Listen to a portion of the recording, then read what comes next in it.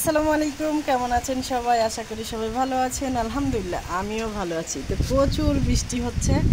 তো আজকে আমার নানা আমার কাছে আবদার করছে খিচুড়ি খাবে। খিচুড়ি বলতে খিচুড়িটা খাবে সেও মুরগির গোস্ত দিয়ে। তো আমি ভাবছি যে একটু রান্না করবো, তো একটু ছাদের উপরই রান্না করি কেমন হয়। তো ছাদের উপর রান্না করতে আসার জন্য যে ছাদের উপর আসছি, বৃষ্টি তো থামছে না। কিন্তু ছাদের উপর আসে দেখি আমার রান্নাঘরে রান্না করার মতন পরিস্থিতি নাই। কারণ পানি, এই যে পানিটা উত্তর দিক থেকে পানি হচ্ছে, উত্তর দিক থেকে পানি হয়ে যে দেখেন আমি যেখানে রান্না করি এটাকে সাগর হয়ে গেছে, পানিতে ডুবে গেছে। পানি বাড়াতে পারছে না, পানি এই দিক থেকে সব চলে আসতেছে। আর কি বলবো, দেখেন এই যে সব কিছু আবারও ডুবে গেল। কিছুদিন আগে ডুবে গেল, শুকে গেল, এই যে আবারও ডুবে গেল। এটা আর শুকাবে না, এটা এখন যত পারবে তত ভরপুর হয়ে যাবে। আর এত পানি কিভাবে আসতেছে, কোথা থেকে আসতেছে আপনার সঙ্গে শেয়ার করবো, চলেন। এলাকার তো বারবার পানি ওঠে, কিন্তু এত তাড়াতাড়ি এতভাবে ভরে না। আমাদের যে এখানে যে এই যে বিল্ডিংগুলো দেখতেছেন, এটা কাস্টম কোয়ার্টার হচ্ছে, কাস্টম অফিসের জায়গা সরকারি। তো এটা প্রচুর একটা অনেক বড় একটা জায়গা, কিন্তু এটা অনেক বড়। ওই রাস্তা থেকে, মেন রাস্তা থেকে এতদূর পর্যন্ত এটা, কিন্তু এটা অনেক নিচু জায়গা ছিল। তো আমাদের ওই পাশে যে বাজার আছে, ওই পাশে যে গ্রাম আছে, সে যত পানি, সব পানিটা এই কাস্টম মাঠে ড্রেন দিয়ে আসে এখানে থাকতো। আর কিছু পানি আবার এখানে যখন নিতে পারতো না, পাঁচিল পার হয়ে আমাদের এই মাঠে আসতো। তো এখন দেখেন কাস্টমের এটাটা কত উঁচা করছে, আর সাইড দিয়ে একটা ড্রেন রাখছে, আর মেন জায়গাতে অফ করে রাখছে। তো পানিটা এখন এই দিক দিয়ে না যায়, পানিটা আসতেছে এই দিক দিয়ে, আসে আমাদের এলাকাটা আগে ডুবতেছে।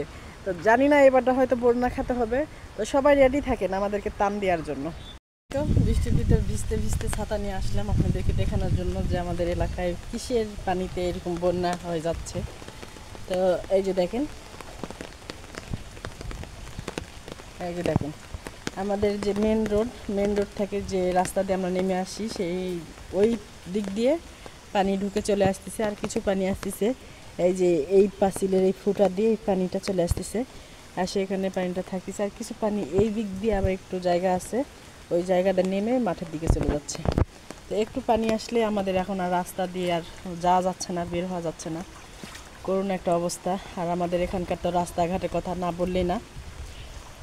এই তো মাঠের দিকে পানি চলে আসছে। সে পানিটা প্রতি বছর এই যে আলটা আছে, এই আলের দুই পাশে মাঝামাঝি থাকে, কিন্তু এবার মনে হয় না যে থাকবে। এবারটা হয়তো আমাদের এই বাড়ির ধারি পর্যন্ত উঠে যাবে, জানি না আল্লাহ কি ইচ্ছা। আর পানি তো বাড়ানোর জায়গা নাই, যে পানি কোন দিক দিয়ে বাড়াবে।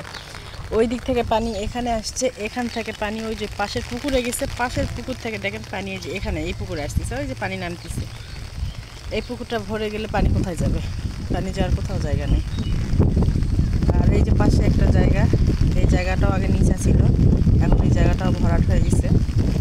আসলে পানি জায়গার বের হওয়ার জায়গা না, বের হওয়ার জায়গা থাকলে একদম মাঠে, পূর্ব দিকে মাঠে চলে যেত। এই যে ট্রেন যাচ্ছে, দেখছেন ট্রেনের শব্দ পাচ্ছেন, ট্রেন পাশেই কিন্তু আমাদের বাড়ি। যাই হোক, ট্রেন যাচ্ছে, ট্রেনের শব্দ পেলে বাবার বাড়িতে যেতে ইচ্ছা করে, কিন্তু কী করবো বলেন, যেতে তো পারি না। তো আজকের ভিডিওটা আমাদের এই পর্যন্ত। ভিডিওটা কেমন লাগলো অবশ্যই কমেন্ট বক্সে জানাবেন। সবাই দোয়া করবেন আমাদের জন্য।